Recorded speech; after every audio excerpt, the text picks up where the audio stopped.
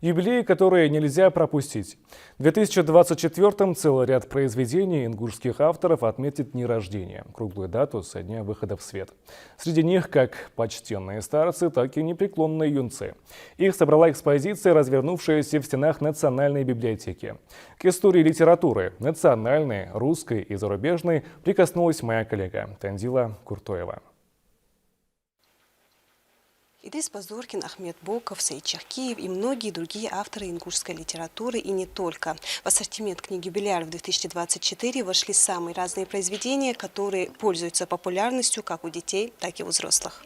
Эти книги отобраны согласно дате издания от 5 до 100 лет и более со дня первого выхода на свет. Выставка позволит читателям узнать больше об истории создания любимых произведений. А у тех, кто еще не успел прочесть данные книги, есть прекрасная возможность ознакомиться с этими произведениями ингушской, русской и зарубежной литературы. Данная выставка начала действовать с начала Нового года. Не только у людей, но и у книг бывает юбилей. И данная выставка посвящена книгам юбилярам этого года.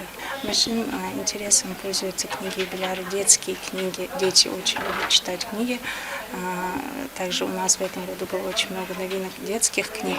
Выставка «Книги-юбиляры» проводится каждый год, следовательно, меняются и произведения. Среди представленных в этот раз известные произведения ингушской литературы, как «Берти Бисар» Саида Чахкиева и сборник произведений Ахмеда Бокова, которым уже более 50 лет. Нельзя не отметить и произведения молодых писателей, которые полюбились читателям. Большой популярностью пользуются произведения наших молодых писателей. Это таких, как Берси Влоев и Кант Малуси. К примеру, такая книга, как «По закону гор», ей исполняется в этом году 15 лет. Она пользуется спросом у нас среди молодежи, также среди взрослых посетителей библиотеки.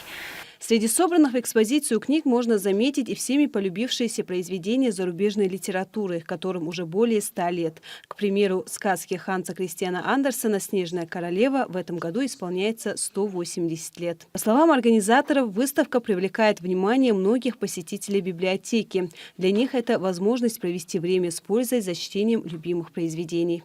Тандила Куртоева, Муса Ильясов, Мадина Марзиева, Вести Ингушетия.